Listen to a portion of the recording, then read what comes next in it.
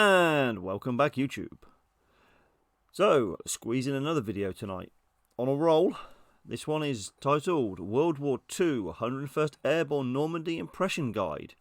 That's quite a statement. Let's hope it lives up to its title. Now, I'm not 100% certain it's going to, because we've had a couple of good videos recently. So, I mean, the first thing I'm going to do is actually look at if there's an eagle which actually looks much like that one. So, bear with me. It's not a 1. It's not a 2. It's not a 3. And if you wonder what the hell I'm talking about, these are the types which Mark Bando set out for collectors, because there's quite a few different types of 101st Eagle. And I don't think this is anything like any of those recorded types, but it's only because I'm a proper patch head or patch Nazi, as I get called, that I'm actually going to look this up. And the title of the video is, you know, it's quite a statement. So it's definitely not an American one. It's not a British one, because it's not diagonal. No, so that, I mean, starting off, it's not the best patch. If you want a good patch, and by good patch I mean seriously good, of one of the types that Bando's recorded, you can ask Green Army Productions and they will make you that type of patch. They're not expensive. They work out, I think, about $10, £10. It's around that sort of much. But these patches are spot on. They really are. You'll have to wait because he has to make them, but they are excellent. So let's see if this impression guide is any good. Hey, what's going on, everybody? This here is Beaver Nation. Today's video, I want to go over Beaver Nation. Fundamental problem I see with World War II airborne reenacting, and that it is always done wrong. So in this video, I just want to kind of go over my... So far, I agree. It's always done wrong. And it's such an easy thing to get right. You just have to pay attention to the details, which people don't do. Kit, as well as some lessons learned, and then where you can get the right gear from the right people. Because the problem with airborne reenacting is everybody goes and buys, a lot of times, some cheap Chinese stuff, and you can tell because it's always some piss yellow color or something like that. Yep, he's not wrong. We're ignoring the holster on the belt for now, but yeah, he is spot on. That people just buy, they go mad, they want everything all at once. They go buy the cheap shit so they can buy everything at once. They want a set of webbing, they want their jumpsuit, they want their boots, they want a helmet, they want a weapon, they want pouches, they want everything all in one go. It's better to buy the few small basic items, pay a bit more, and get good quality stuff. It's better to have a few good things than a whole lot of shit. And anybody who reenacts airborne will know exactly what I'm talking about. And if you're... Yes. So far, I agree. 100%. offended by this video, well, I'm talking to you. So... I like this guy because this is the same attitude I have with these videos. If you don't like what I'm saying, then they're probably aimed at you and you're just in fucking denial because you can't be bothered to do it right and you're butthurt over absolutely nothing. It's do it right or don't do it for me. Alright, so let's start with the most obvious thing you're going to need is going to be your jump uniform. So your jump uniform, you got really two of the best people that I can think of are going to be at the front or World War II impressions. At the front, you're going to have a little less pocket space as their pockets are a lot smaller than you. At the front's uniform it's all over the place. Sometimes you get, like we saw that video the other guy, where the buttons were really far in and it just looked weird. I've got one behind me. This one here is an at the front one. I absolutely love it. I love it so much that I don't want to soak it in CC2, so I'm still using my soft one because it's surprisingly, and it almost hurts me to say this, it is, with some work, a really impressive jumpsuit. There are some dog shit ones out there. in the group we have a minimum standard of soft, then at the front, and one of the guys has a World War II Impressions one. Now, I've compared all of these, including them against Chinese shit and Sems and all the other manufacturers, and we photographed the whole lot. And the guy who bought the World War II Impression ones, and to quote him, he says, "I wish I'd never bought it." There are some things on the jacket and the trousers which I love, but there are many, many things I don't like, and then you compare those to the price. And again, this hobby isn't a thing where if you spend huge amounts of money, you are guaranteed to get the perfect item. That's just not the case. Usually, if you spend fuck all, then you get dog shit. That is almost a 100% rule. But yeah, so World of Wrestling, it's a mixed bag at the moment. I'm waiting for something which I've ordered to keep them sort of in the running of a company that I will continue to use. But we'll see when that stuff arrives. Your originals and World War II Impressions vendors, but the problem is with World War II Impressions, it's like $220 for a top and $220 for the bottom versus $150 for the set. Yeah. World War II Impression stuff, a lot of it is very, very good. But you pay through the nose. And for me, if I can justify the money for something, if the quality is there, the value is there, the accuracy is there, it's all about value for money. I will pay whatever it costs if the value for money is there. If the price is way above what I consider it to be worth, I'm not paying it. And I don't expect anybody else to either. Now, when you buy the 42s, your first thing isn't just, all right, I got the 42s, I'm good. I'm saying, this year is going to be Normandy. So for Normandy, what you're going to need next is you're going to need the CC2, your uniform. Later on. Did you hear that, guys? We've actually got somebody who knows what CC2 is. If he was a woman, I'd marry him now. Wow. I mean, I still love the fact that his uniform is absolutely fucked. But you know, shit happens. But he knows what CC2 is. It's not a case of just buying a uniform and putting it on. This is so refreshing to hear. Wow. Yep. You buy a brand new uniform, you spend all that money in it, and what do you do next? You stuff it into a bucket and you pour oil all over it. Sounds insane. You try to explain to people down the pub what you do as a hobby, and this is the first thing you have to do. Yeah, I blew 150 quid on jackets and trousers. Oh, then what did you do? Pour oil over it. What? Then I hang it in the garden for a week and just leave it outside like I don't give a shit about it. I'm going to show you guys how to CC2 your uniforms, but right now, these are already CC2'd. As you can see here, this is going to be for my D-Day +6 impression. As you can see, I'm going to have blood, because I'll usually wipe off or something for my impression. Good. You got field sews, and you have holes. The uniform is not clean. Remember, these guys lived in these uniforms for days and weeks on end. So when you show up... So, what was I saying in the last video? You need to know who you are, what the date is, and what unit you are. He knows. This is D-Day +6. He's already thought all of this in advance before he does any of this. He's repaired his uniform because it's got battered to fuck.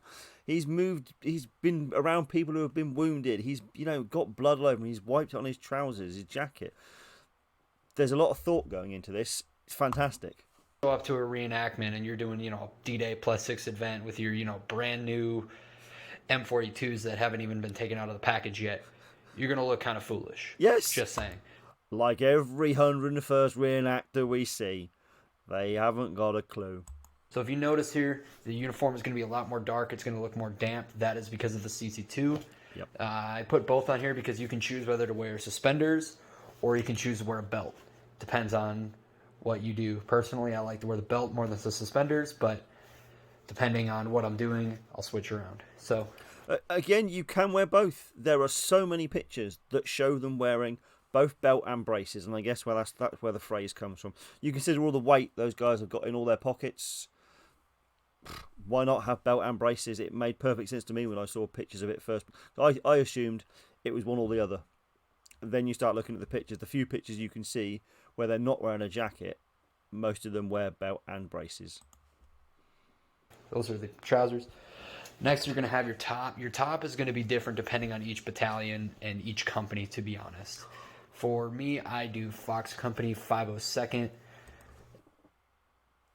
He wears the same rank unit identifiers. We're Dog Company, but D, E, and F. Again, it's that shoulder. Yes, ideal, spot on. And so many people miss out the unit identifiers. And for 502nd, they're going to have, or for I think it's 2nd Battalion, 502nd is going to have this white cord. I used an old T-shirt. And again, 2nd Battalion, 1st Battalion, Abel, Baker, Charlie. 2nd, Dog, Echo, Foxtrot. And you can, an old white T-shirt or something. Yes, we noticed a lot of people use. If people do this, first of all, when we found out about these unit identifiers, we were using bandages, and again, it you have it there, but it's not correct. It looks more like a cloth material. Could have been bed sheets. It could have been cut up T-shirts, and that's exactly what we've done. We've cut up a couple of T-shirts, done everybody with the same unit identifier, the same material. Great, and he says T-shirts. That's exactly what we went with in the end. Here, another reenactorism that's always wrong is everybody always has their pockets not full. These guys lived in these uniforms, especially these tops. They jumped into Normandy with them. So obviously they're going to be a little bit more full. You can have cigarettes, you can have, extra ammo. Sometimes I'll put a grenade or a smoke bomb or something I don't want carried on my suspenders in here. Yep. It's up to you, really. It's whatever's comfortable. You're going to have your reinforcements, all of that. As you can see, this uniform is CC2'd. It's extremely dirty. It's extremely worn in. And this honestly took me a few weeks to get like this. Yeah, I bet it did. It's a really good impression. Nothing looks over the top done. It all looks natural. It's not like that blood has been painted on in like some sort of bright red emulsion. That looks natural. It looks worn in. It looks used and abused. Some extra little things, depending if your company did it, you can etch your last name into it. Another thing you can do is you can attach your M2 knife. Let me get that right down here. That's what that pocket is for.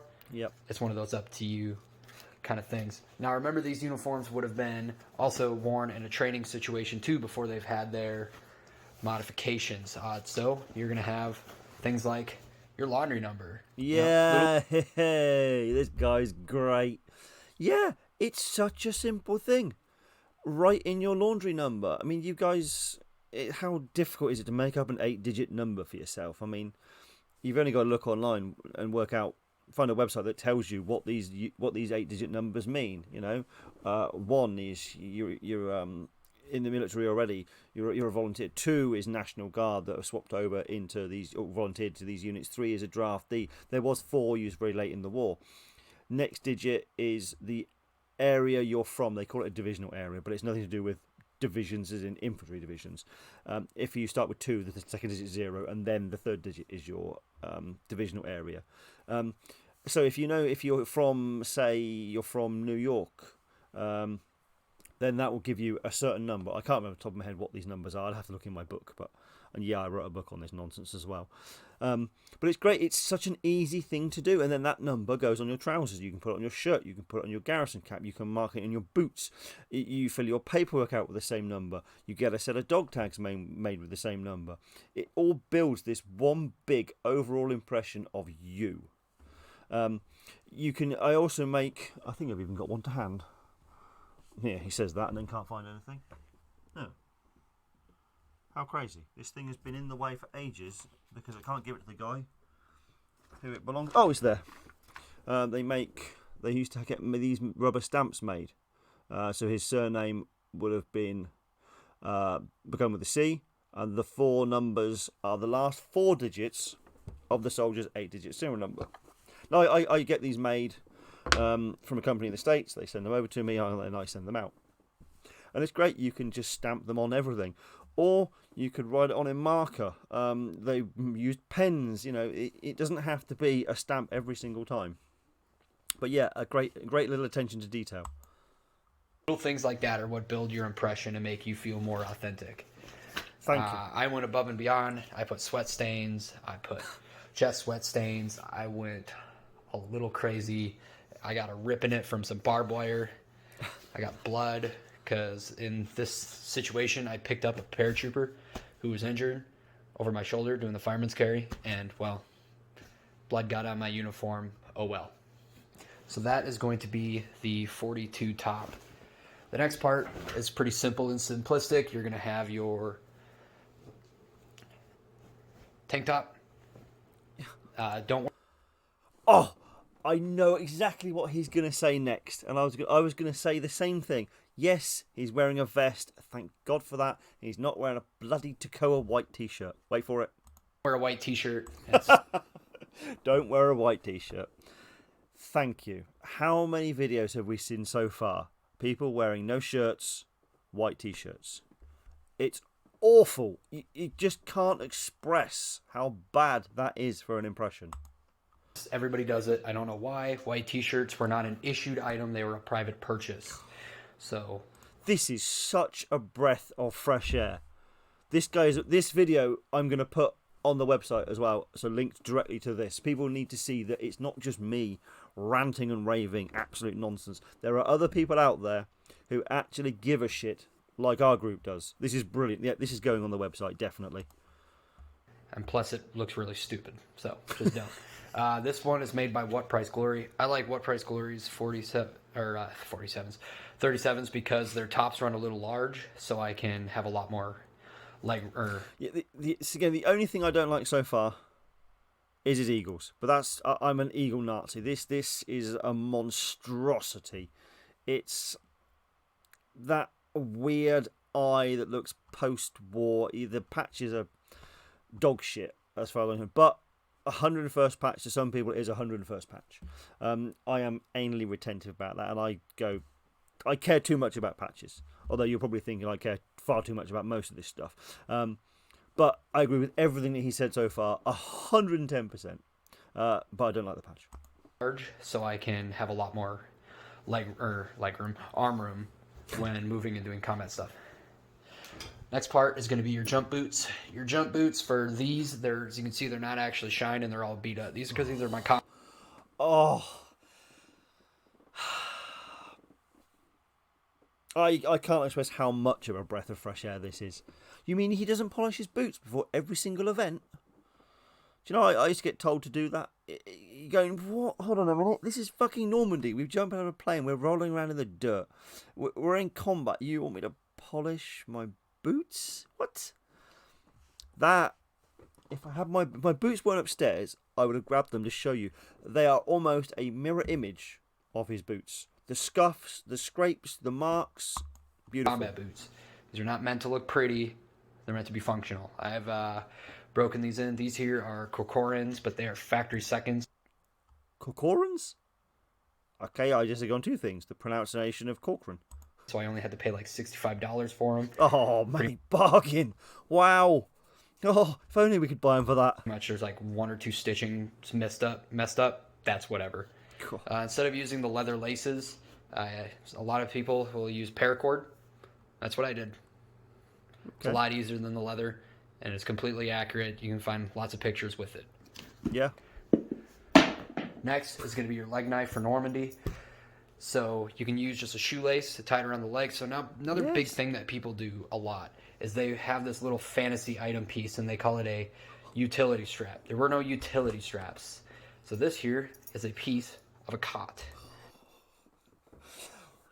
If you've watched my previous videos, I say exactly those words. There is no Mark 1 Paratrooper boot knife strap special limited edition bollocks. And yet vendors sell this shit. They tell people it's a utility strap for a Hawkins Mine and M3 knife Paratrooper edition. Fuck off, you idiots. What are you talking about? As he says, it's a cot strap. I know that the words, if you are selling these things and you want to sell them, the words cot strap is hardly going to invoke excitement and enthusiasm when you're buying it. You call it a Paratrooper leg strap Normandy Invasion edition. It sounds great. It's out of bollocks, but it sounds great, and fuck it. We'll sell them for 35 quid because they're a D-Day Normandy Paratrooper 101st limited edition item as opposed to cot strap, which you might get a tenner for. Yeah. It's a cot strap. What more can you say? That's what it is. This was completely accurate and normal. You can Yep. find lots of pictures in black and white, and you'll see this little white thing. That's Yep. what that is. They stand out a mile. People also would use a shoelace. There's multiple different ways, but please stop using that fantasy piece. It does not make your impression look I very love good. him. All right, next up is the helmet. The helmet is pretty simple and straightforward. As you can see, I got a bullet dent in mine. Add a little extra. Use original scrim. You can find original scrim anyway. It looks a lot brighter due to the lighting, but it's actually pretty dark. Yeah. Good. I mean, I have bags of scrim that I've made next to me, and it's always dark. It's that dark brown.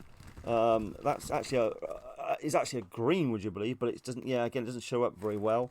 But none of that natural Hessian. Why? I'm so hoping he's also going to say everything should be dark. No natural colours. No natural Hessian. Problem is with not original scrim is it's way too bright and it's way too whatever. You'll know original scrim because you'll feel it and it's going to feel kind of oily and Yep. Yeah. Don't use a khaki net. I know this looks khaki. This is just faded. I'm going to have to switch out this net later. Don't use khaki nets, as that was an extreme late war thing, and they would not have been used very often. This helmet is made by J. Murray. As you can see, I got the 502nd insignia on there. Also, I've always got things laying around the office. Again, I painted the 502 emblem. It's all my scrim that I've made. We live in an old farm, and there's loads of random stuff, including sheets and sheets of really, really old Hessian sacks. So I've used this sacks probably goes back to 40s, 50s. So it's old Hessian. It's great. So I don't know whose helmet that is. I think it might be my son's. And then there's my new one that I've just put the bales into, which of course is a nightmare. And again, the 502 hearts. This he's amazing.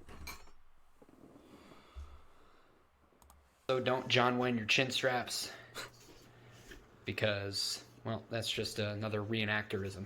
John Wayne? All right, and now on to the meat and potatoes of your impression, and that is I don't know what he means there. Okay. Oh, see, there's a mistake coming up here. going to be your belt. So, in my belt, I'm going to be, what do you call it? I got my rigger pouches. Good. Rigger pouches were normal for an M1 Garand gunner. Rigger pouches you can get made by a few different people that are really good. The kind of a good rule of thumb for riggers pouches is the crappier they look, the more accurate they are. These were Weirdly, that's actually quite true. As soon as you open them up, they have all this, rough edge and they have these extra, like, it's just, forget the cameras there. You get this extra sort of fold and material, instances you get all of this. Yeah. And these are HTC ones, and these are what I consider to be the best out there. You have to get them. You have to actually ask the guys to custom make them for you. They don't keep stocks of it, and they do it when they need to, if they want to. Well, I say them. It's Nigel, as far as I know. It's a one-man thing, but they are really good. quickly made by the riggers, and that's it. That's pretty simple, straightforward. Yeah, they are. If you're a paratrooper, you can't. For the 101st, I know a lot of private purchase 1911s were done. So if you want to have a 1911, you can. No. Okay, this is the one thing I think we are going to disagree massively on. No. Where the hell are you going to get a 1911 from? This is state of the. Although it's it's still a World War I gun. These are expensive things to own. No, you just look at the pictures. No, they're just not worn. I mean, yeah, they're a fantastic thing to have. They're a great thing to play with. You can get blank firing ones. Go through all the pictures in Mark Detrez's books of Carentan, Samara Glees, even the officers. I know you're gonna swear at me here. Even the officers do not get 1911s. I know. I'm making it up. Go on, tell me. Go on. Say I'm talking bollocks. TO&E, Infantry Rifle Company. They were all withdrawn in February 1943. So not even 1944. The original idea, they were all going to have pistols. They looked at the cost. They looked at how effective they were going to be, and they went no. So they were all withdrawn from the TO&E. Of course, some odd people have them, but we're not going for that odd guy that did something weird. We are going for the average guy who is doing it right. So no, it's the one thing I disagree with this guy. Everything else, it's been 100% spot on. I couldn't agree more. And this is such a shame. I'm not sure about 82nd. I'm not very familiar with them, so don't quote me on that. You're going to have your canteen, of course. Yep. Any vendor's good. Just kind of break it in. Yeah. I have an original canteen here. Good. I keep an extra 2 Again, magazines. lose that. I might honestly get rid of this. Good. I'm not too sure. I'm kind of really testing on whether to no, ditch that. Have that or not. Or just put it on my actual trouser belt. All right, Oh, next, which is a big thing, is everyone will have had a M43, or some had the M1910 shovel. I choose the 43. Very beat up because this is my +6 impression. In fact, it's a really nice shovel. You either have an E-tool, either the 43 or the T-handle, the M1910. 8 guys out of 10 had those. 1 had an axe, 1 had a pickmatic. On top of that, 1 guy in 25 was given a set of wire cutters. So as well as your E-tool, you have a set of wire cutters. That's 1 in 25. 1 man in every squad gets a machete. So I'm assuming wouldn't be unlucky enough to be given a machete, a set of wire cutters, and then your E-tool on top. I would hope that they would at least not give the same person the wire cutters and the machete. But then again, this is the military. Anything is possible. The machete usually went to the teams, heavy weapons teams, like your mortar team, your LMG team, because it's useful just for clearing scrub when setting up positions. Usually. And again, a lot of people think, oh, why would you have a machete in Normandy? This is a Pacific thing, you know. But no, they were quite commonly carried. Well, 1 in 10 men. I have another one that's brand new that I use for my pre-jump or post-jump plus. I love those transitional covers for the M43s. I think they're stunning looking things. Look, this here is called transitional, meaning it's got the OD7 mixed with OD3, which is completely fine. Yep. Very accurate, and honestly a lot more accurate with paratroopers. Again, I got 2 more rigger pouches. I don't know about the more accurate with paratroopers. They never made them in all OD3. They were either transitional or the whole thing was OD7, which again is fine. They came out in 43 as OD7, so you can have a completely green one or you can have a transitional one. Pouches. Keep your rigger pouches in the front. That's how you access your ammunition, right? So you're going to keep it in the front. Next up, you're going to have grenades.